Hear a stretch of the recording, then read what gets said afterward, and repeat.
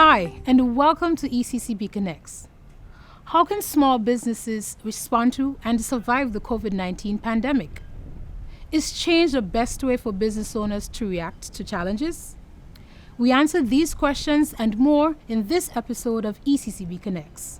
Stay connected with us. We'll be back after this message. The Eastern Caribbean Central Bank is rolling out Dcash, the next step in the evolution of the EC dollar. Use Dcash to send and receive money to and from friends and family. Make payments directly from your smart device. Make payments from wherever you are. Download the app from the Google Play or Apple Store and sign up, or visit dcashec.com for more information. The future of the EC dollar is digital.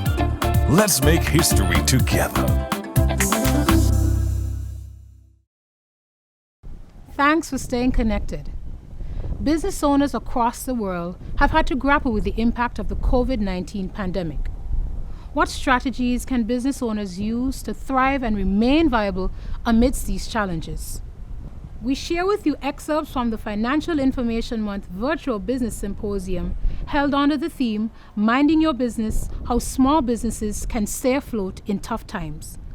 Country Manager for CIBC FCIB Grenada, Andrew Cadogan, and Country Manager for Republic Bank Limited, St. Lucia, Julien, offer practical advice to our region's business owners on these issues.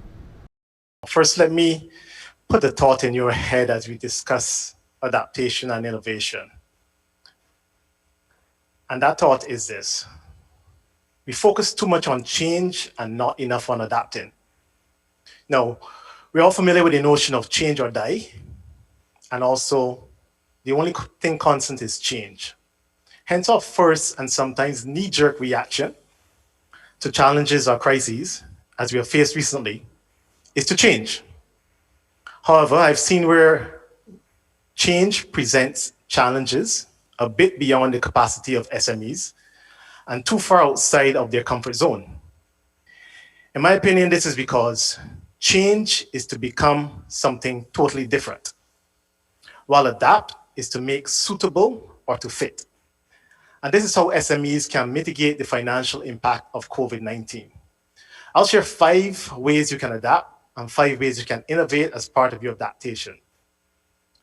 The ways to adapt really for small business need to be very simple.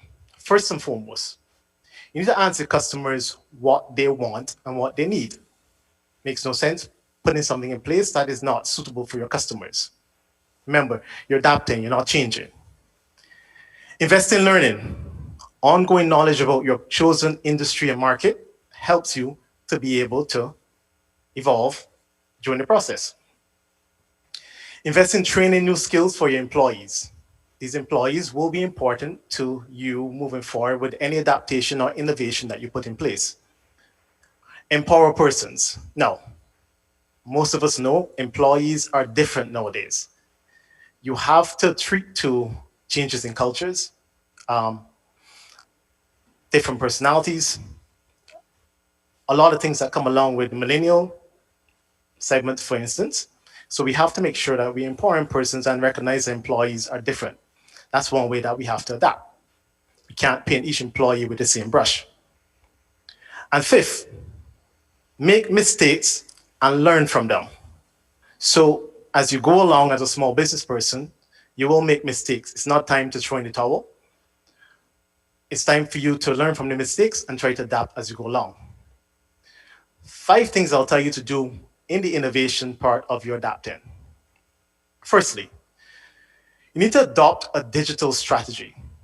This allows you to modernize ways customers can interact with you, access your services and products, and it helps to broaden your marketing reach while not increasing costs significantly.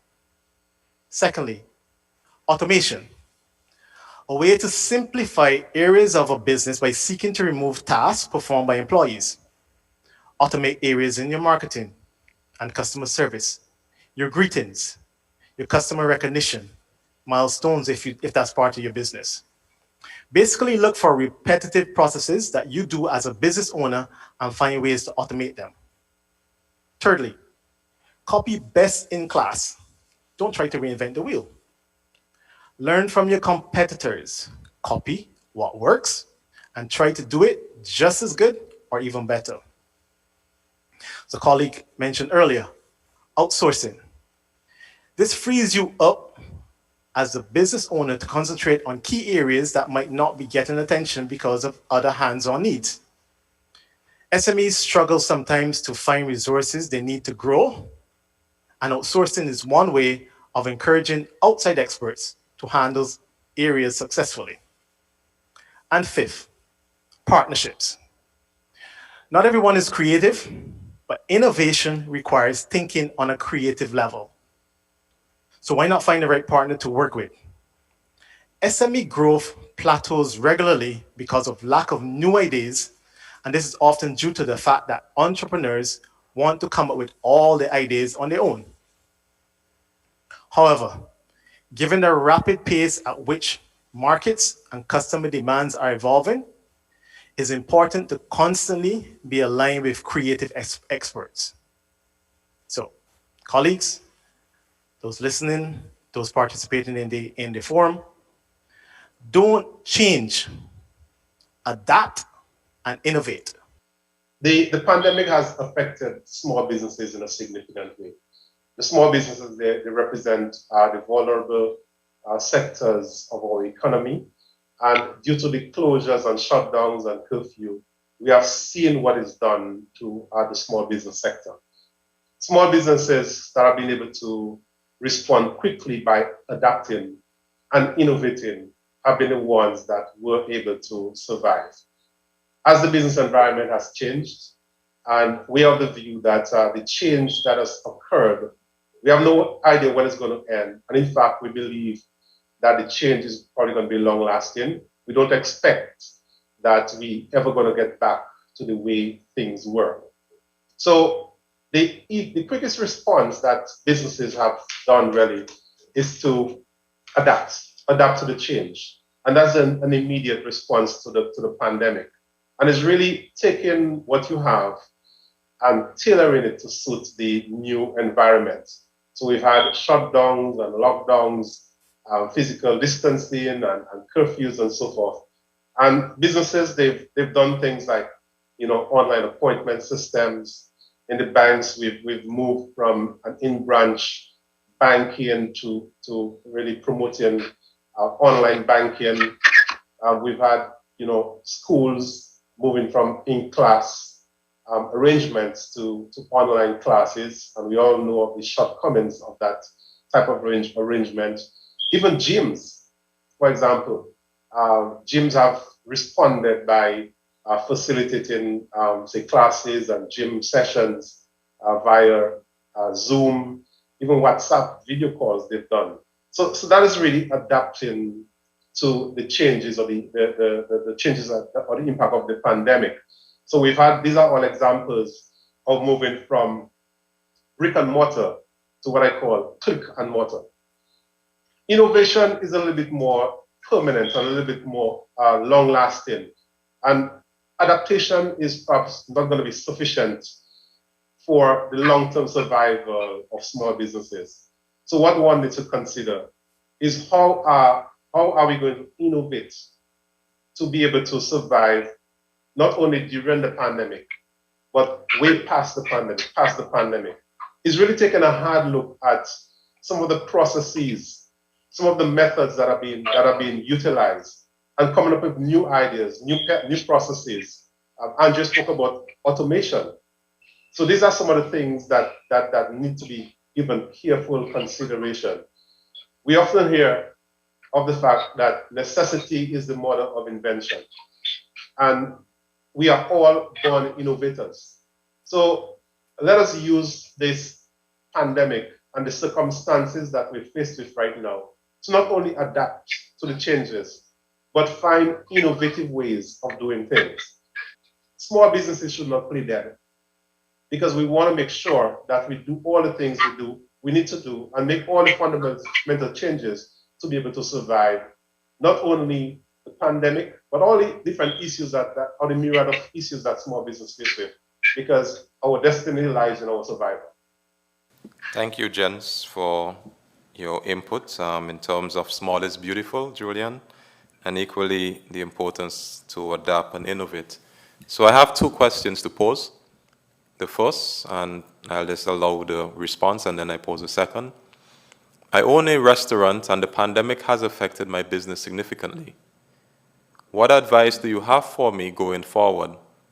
Laying off employees has been a real challenge for me.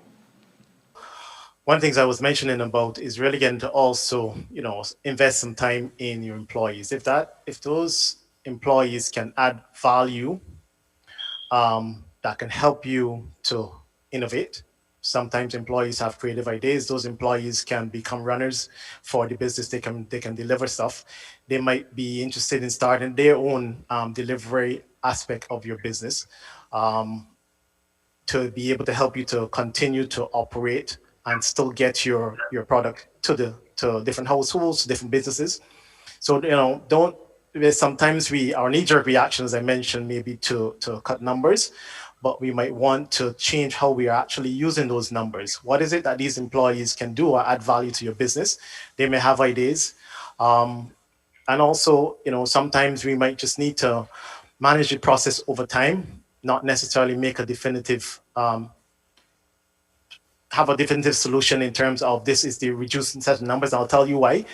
When I had an experience going back up to some restaurants here in Grenada, and one of the things that you could see was that persons who were working were very happy to be back out to work, but they were very stretched.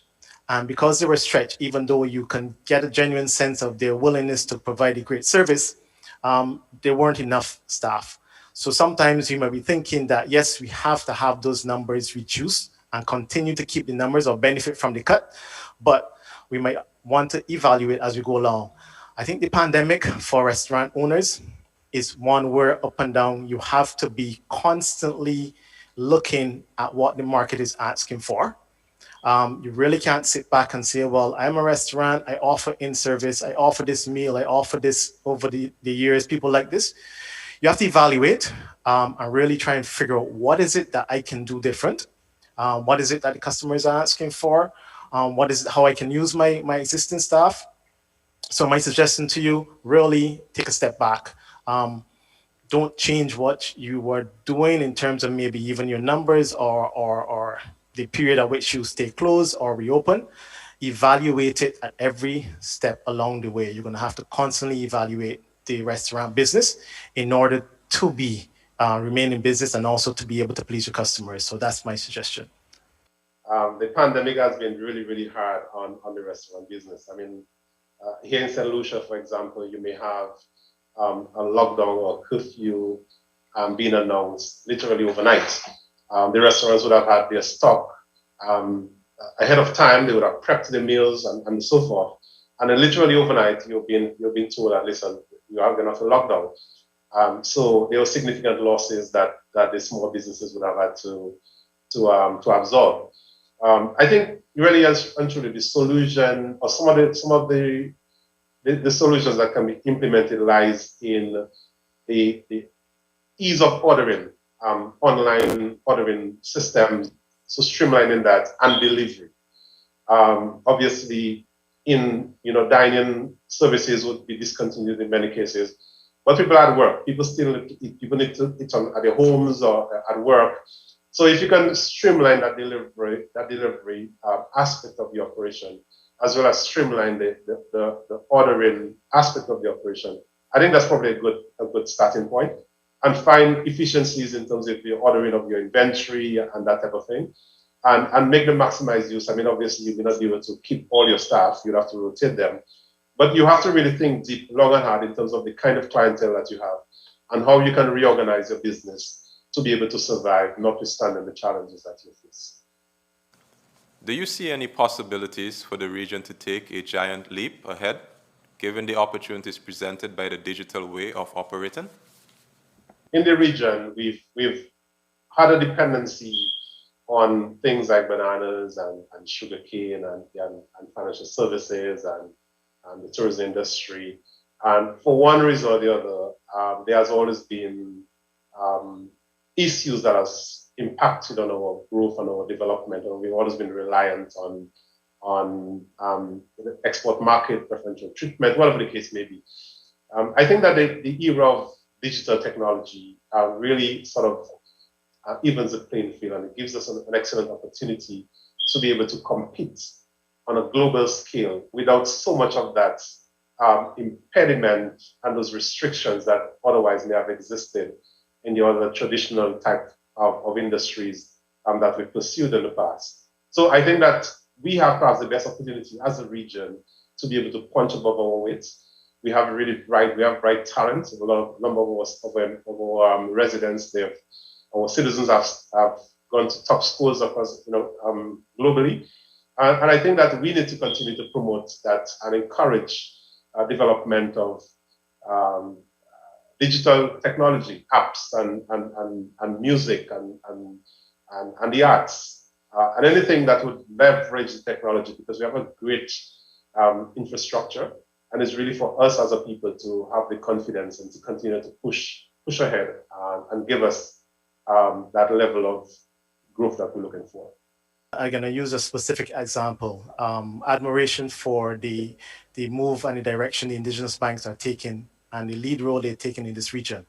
And if I was to say one of the things that I know that persons would raise concern about is the pace at which they are developing digitally. And that leap made together as indigenous banks, as one group of indigenous banks, would be faster and more effective than if they try to go it alone. I'll dare to say that if you want specific examples, the indigenous banks can have one system programmer offering a service of digitization for the EC region. And that way you're actually moving forward together, not each, and I sure become less expensive for the indigenous banks, to be able to get people to where they want to be very quickly. So the leap, yes, but it has to be together. It cannot be separate. And now for this week's financial tip. Arm yourself with a financial parachute by starting an emergency savings account, which is money you will touch only in the event of a job loss or crisis. We've come to the end of this week's episode of ECCB Connects. Thanks for watching, and join us next week for an exciting program when we share with you who we are, what we do, and how we serve you.